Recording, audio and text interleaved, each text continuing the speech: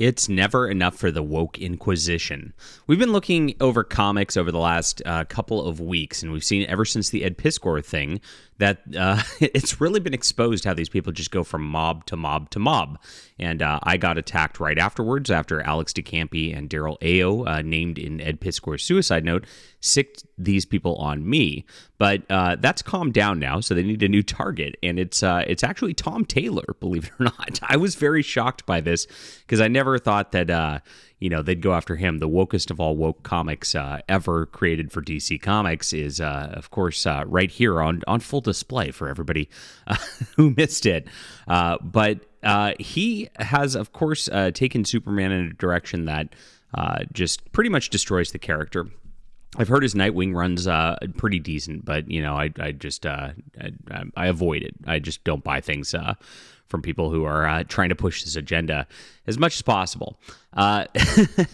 And of course, in this instance, Tom Taylor gets the attacks from the woke mob, but the woke comic industry, this is the difference, and this is why Tom Taylor's not going to pose any problems. The woke comic industry actually rallies around Tom Taylor when he gets canceled here. It's quite the opposite. So when Ed PIskor happened, the woke comic industry went and attacked him. And you kind of see how it reacts. I mean, you get this kind of stuff all the time online. I get it all the time. It's not a big deal. But when your friends go at you, that's kind of a different thing. And that's what Ed PIskor kind of found out, tragically. He thought these people in the comic industry were his friends, but they're all a big clout structure. And since Tom Taylor is the gay Superman champion, of course, he has the clout within this structure to be able to be protected by them at the end of the day. Now, this is crazy as it is. I looked at this. I saw Tom Taylor posting, I write comic books, and showing these weirdos who are burning pictures of him. It's like, why do they even have pictures of him? Very weird enough by itself. And I looked into it because I knew nobody in the media was going to look into this, and nobody in comics was going to. They're just going to, of course, point to, quote, toxic fans, and we're going to show some reactions of exactly how they did that. But if you look at these accounts, the first one that was posted here, and you look at the Dapper Human account here, we'll kind of show you how it goes. Dapper Human, and they've gone protected, of course, by this point. But both of these people have something in common, that they're she, her, autistic lesbian right here. And then the other one that Tom Taylor was talking about is, oh my gosh, whoops. This always happens. I'll fix it in edit, my friends. This camphobic. Camphobic is another lesbo, free Palestine, any pronouns, not a fan of men.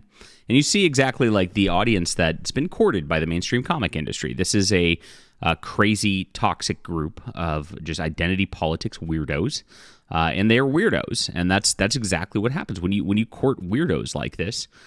You're going to get weird responses, and that's what the comic industry's done for years. They've made this their core primary audience, and so whatever they do to outrage them is it. And it's really funny this instance. Now, of course, Heather Antos had to get in on this action immediately. Comics are dying. Yeah, maybe it's because of how y'all treat creators. So the creators are noping out of comics because of the fans, Heather Antos claims here.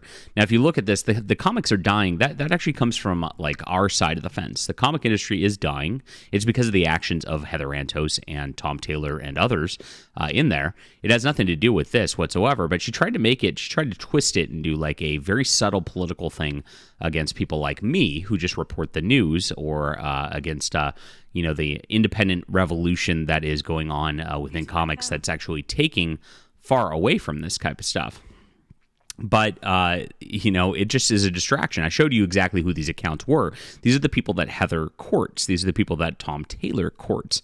So it's ridiculous that she actually went here with this kind of thing, doing this. Tom Taylor, and the extra virtue signal, is genuinely one of the kindest people in the game. He's also one of the most talented. Oh, wow.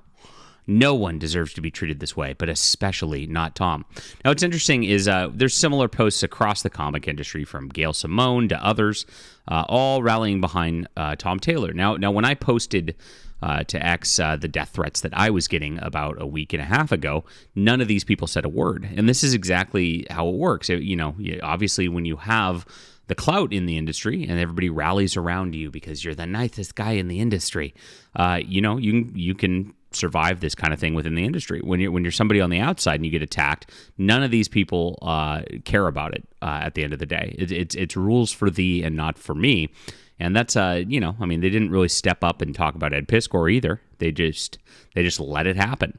And that's exactly what's going on here. And the clout structures do need to stop. And this kind of thing's really creepy, obviously. That happened to Tom Taylor. Nobody's disputing that at all. But it's happening across the board, and it's not really happening because of the right wing or anything like that. It's happening because of these leftist weirdos that are happening around here, and that's what I've seen. The leftists are far, far more vicious than anybody on our side's ever been. But they'll scream harassment all day long if you just say hi. And David PIskor, who accused this channel of harassment just for asking him if his Punisher run was indeed canceled, because I like to verify that before posting articles. He actually, made some comment on here. Also, Jesus, that's so repellent. And to tag you in this, it's they don't understand that like the way that they treat people like makes this kind of thing sort of the culture that we're in right now. It is the comic book culture. It is the culture they've cultivated. It's a culture of hate. It's a culture of division. And that's why nobody's buying comics, and that's exactly where it is. Now, I told you what this was about. Now, both these accounts are protected. Apparently, it's about like his Nightwing run and like Babs, Barbara Gordon, not being Oracle or something like that, which Tom Taylor had nothing to do with. That actually got switched when Gail Simone took over the character after for the New 52. So it's been around like that for a long time, but apparently that's what these people are outraged about. It's that stupid. But you live by the woke, you die by the woke. And, it's hard to feel sorry when, again, none of these people will ever speak out in instances like this unless it's part of their political clout structure. All right. Leave a comment down below with what you think about this, guys. And make sure to go to delarose.com in my web store, because I've got books for sale that are a lot of fun if you like just good non-woke storytelling. Flying Sparks, Dynamite Thor, Overmind, Cosmic Warrior, any of these books are going to be fantastic. You'll absolutely enjoy them. And of course, we are trying to be the revolution in comics, be different than the mainstream comic industry, and we count on you and your support and your readership. And we love your readership and appreciate your feedback on our books all the time. Thank you so much for supporting, and we'll be back soon.